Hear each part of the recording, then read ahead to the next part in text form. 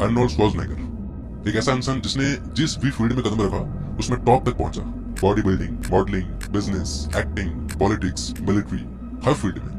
और वो ऐसे बैकग्राउंड से बिलोंग करते हैं कि हम सोच भी नहीं सकते। तो अपनी लाइफ के उतार चढ़ाव के ज्ञान को निचोड़ कर इन्होंने एक इवेंट में 50 मिनट की ऐसी स्पीच दी थी जिसमें 100 मिलियन से भी ज्यादा व्यूज है, और जिसको आप मानोगे नहीं, लाखों लोग लूप पे सुनते डेली। मैं खुद 8 से 10 बार सुन चुका हूँ। और इसी स्पीच में इन्होंने अपने फेमस 6 सक्सेस रूल्स भी बताए। तो क्या आप तैयार है इस मास्टरपीस के लिए? यहाँ मैं सक्सेस के बारे में बात करना है।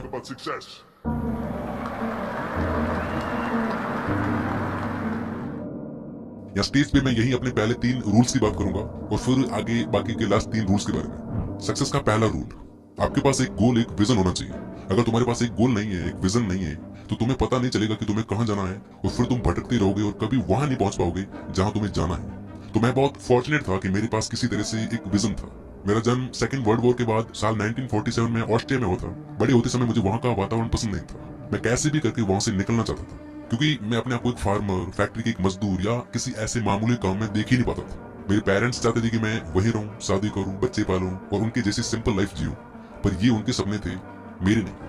ऐसे एनवायरनमेंट में रहते हुए भी मेरा गोल, मेरा विजन पता नहीं कैसे बट पूरी तरह से अलग था। मुझे लगता था कि मैं कुछ यूनिक, कुछ बड़ा करने के लिए बना हूं।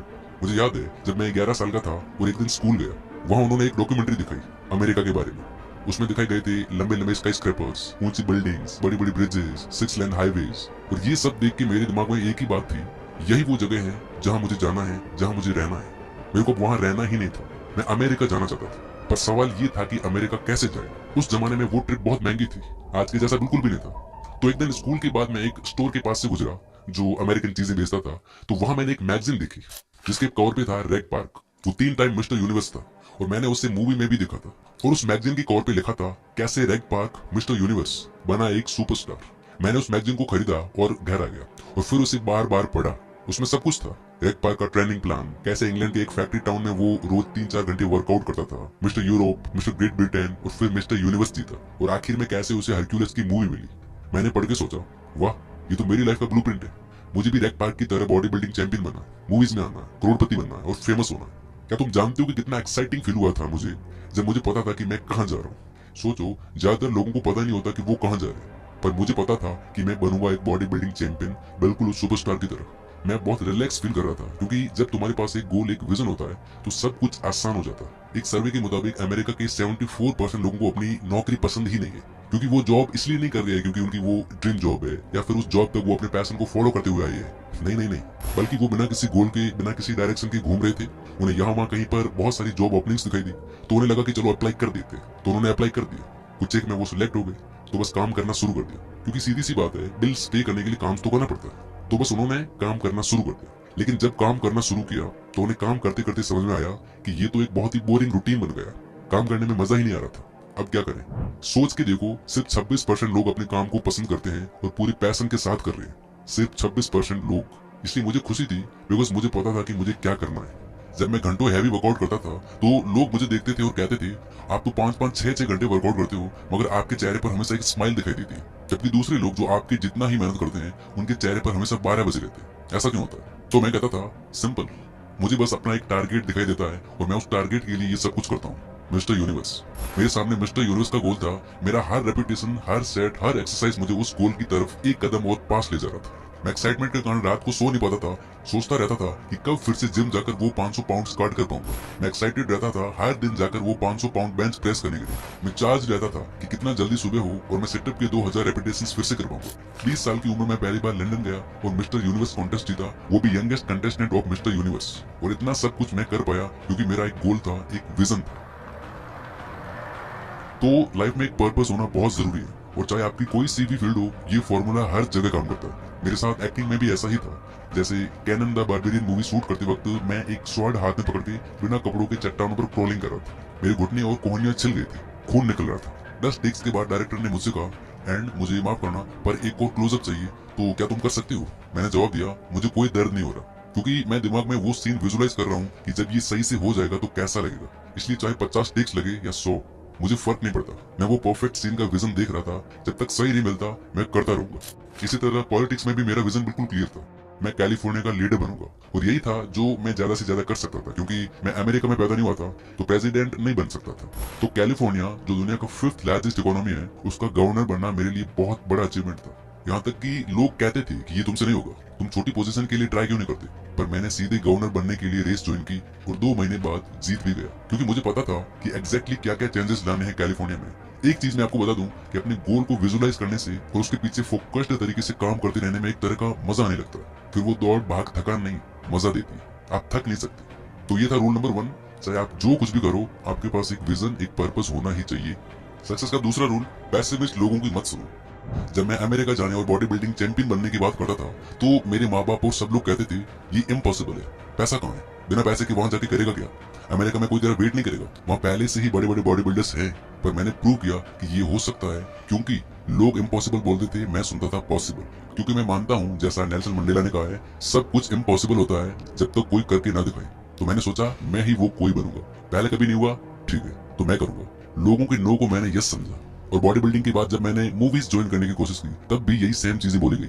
जब मैंने एक हॉलीवुड एजेंट को बोला कि भाई मैं मूवीज में आना चाहता हूँ, तो उसने कहा क्या मजाक है अर्नोल्ड यार। उसके बाद एक स्टूडियो एग्जीक्यूटिव को मैंने जब बोला कि मैं लीडिंग रोल करूंगा फिल्म्स में, तो वो हंसने लगा और बोला भाई ये इम्पॉसिबल है, तेरी ये जो लुक है ये चलेगी नहीं इसमें, body builders don't work in Hollywood, ये सब 20 साल पहले ही खत्म हो चुका है। और तेरा एक्सेंट, अगर तू वेट भी कम कर ले फिर भी एक्सेंट का क्या करेगा, जर्मन एक्सेंट से लोग डर जाएंगे। हॉलीवुड में आज तक कोई फॉरेन एक्सेंट वाला लीडिंग रोल नहीं कर पाया। और तेरा नाम स्वर्जन स्वर्जन ये क्या है, कौन प्रोनाउंस करेगा इसे, तो भूल जा यार ये सब। सो इमेजिन हर एजेंट, हर स्टूडियो वाला, हर मैनेजर यही बोल रहा था, इसी तरह की बातें। पर do you know, I didn't give a shit. मुझे अपने आप ही पूरा बिलीव था कि मैं लीडिंग रोल करूंगा। मैंने बॉडी बिल्डिंग की जर्नी से सीखा था कि सब कुछ मेहनत का ही खेल है। मैंने खुद से कहा कि बॉडी बिल्डिंग में मैं रोज 5-6 घंटे वर्कआउट करता था, अब एक्टिंग के लिए भी यही सेम डेडिकेशन दिखाऊंगा। मैंने इंग्लिश पढ़ने के लिए कॉलेज भी ज्वाइन किया, वॉइस एक्सेंट और एक्टिंग क्लासेस ज्वाइन की, मेहनत मेहनत और बस मेहनत। फिर मूवीज मिलना शुरू हुई और 5 साल के अंदर मैं हॉलीवुड का सबसे बड़ा स्टार बन गया, हाईएस्ट पेड हॉलीवुड स्टार। क्योंकि मैंने उन लूजर्स की नहीं सुनी जिन्होंने कहा था कि इट्स नॉट पॉसिबल। पॉलिटिक्स में भी सब बोल रहे थे कि नहीं ये नहीं हो सकता, फिर भी मैं कैलिफोर्निया का गवर्नर बना। ये रियलिटी है दोस्तों कि अगर आप पैसिमिस्ट लोगों की बातों में आ गए तो आपका कुछ नहीं होगा। अगर मैं बॉडी बिल्डिंग से लेकर शो बिजनेस और पॉलिटिक्स तक सबकी नेगेटिविटी सुनता तो आज मैं यहाँ तुमसे बात नहीं कर रहा होता, शायद ऑस्ट्रिया में ही धक्के खा रहा होता। रूल नंबर 3, मुझे इतना गुस्सा आता है जब लोग मुझसे कहते हैं कि उनके पास जिम जाकर 45 मिनट का भी वर्कआउट करने का टाइम नहीं है, या फिर कोई और काम 1 घंटा करने का जिससे वो फिजिकली और मेंटली इंप्रूव हो सके। इमेजिन करो आज से आप रोज 1 घंटा हिस्ट्री सब्जेक्ट पढ़ना शुरू करते हो। अब सोचो 1 साल में 365 दिनों के 365 घंटों में आप कितना कुछ सीख जाओगे। या फिर कोई और सब्जेक्ट, कोई और टॉपिक जिसके बारे में आप पैशनेट हो, उसे कंसिस्टेंटली बिना बहाना बनाए 1 साल तक पढ़ो या करो, तो उसमें आप कितना ज्यादा अच्छे हो जाओगे। इमेजिन करो कि कोई बिजनेस जो तुम डेवलप करना चाहते हो, रोज अगर उस पर 1 घंटा भी काम करते हो, 1 साल में वो कितना बड़ा बन सकता है, कितना कुछ आप उसमें हासिल कर सकते हो और वो तुम्हें कितना दूर तक ले जा सकता है, आप उस बारे में सोच भी नहीं सकते हो। और इसलिए ये चीज मुझे बहुत गुस्सा दिलाती है कि 24 घंटे एक दिन में होते हुए भी लोग कहते हैं कि उनके पास वक्त नहीं। अगर 8 घंटे आप सोते हो, 8 घंटे आप जॉब करते हो, तो 8 घंटे फिर भी बचते हैं। हो सकता है 2 घंटे आप ट्रेवल करते हो, इसके बाद भी 6 घंटे आपके पास बचते हैं। क्या करते हो उस टाइम का, सोच कर देखो। मे बी उस टाइम में लोगों से मिलते हो, खाना खाते हो, एंटरटेनमेंट या कुछ और करते हो, मगर तुम्हें ये क्लियरली समझ में आ रहा होगा कि कितना सारा टाइम फिर भी बच के आता है। अगर हम ये सारा टाइम ऐड करके देखें, अगर तुम अपना टाइम ऑर्गेनाइज करके, अपने काम को ऑर्गेनाइज करके देखो, तो कितना सारा टाइम 1 साल में तुम्हारे पास निकल कर आता है। जब मैं अमेरिका आया था तो मैं कॉलेज जाता था, मैं दिन में 5 घंटे वर्कआउट करता था। मैंने कंस्ट्रक्शन में भी काम किया है, क्योंकि उस टाइम बॉडी बिल्डिंग में पैसा नहीं था, मेरे पास फूड, सप्लीमेंट्स और इक्विपमेंट खरीदने की भी पैसे नहीं होती थी, तो इसलिए मुझे काम पे जाना पड़ता था। तो मैं कॉलेज भी जाता था, जिम भी करता था, काम भी करता था, और हफ्ते में 4 दिन नाइट्स में 8 से 12 बजे तक एक्टिंग क्लासेस भी लेता था। और इतना सब कुछ करने के बावजूद भी मैंने 1 मिनट के लिए भी खाली टाइम निकालकर रिलैक्स करने का बहाना नहीं बनाया, 1 मिनट भी मैंने विश नहीं किया। और यही कारण है कि आज मैं यहाँ खड़ा हूँ।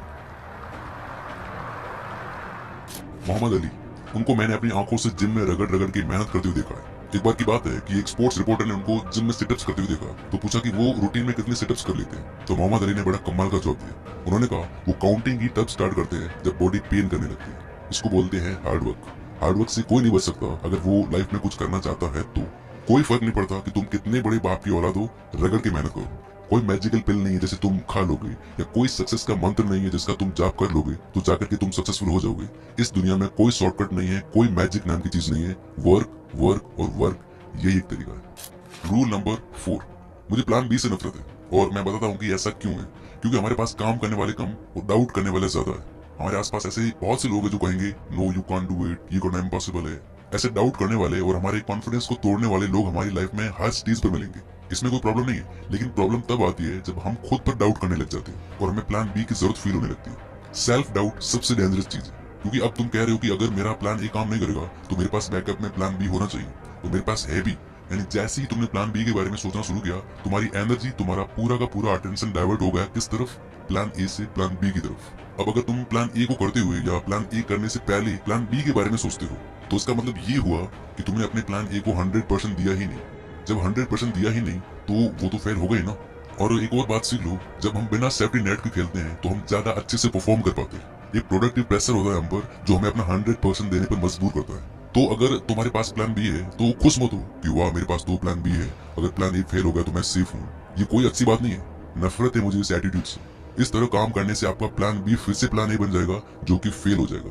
मेरी खुद की लाइफ में मेरे पास कभी कोई प्लान बी नहीं था। मैंने अपनी कमिटमेंट दे दी थी, full time body building champion बनना है, मतलब बनना है। मैंने फुल कमिटमेंट की थी खुद से कि मैं अमेरिका में सर्वाइव करके दिखाऊंगा। मैंने फुल कमिटमेंट की थी कि मैं शो बिजनेस यानी फिल्म्स में आऊंगा, और वो भी लीडिंग रोल्स में।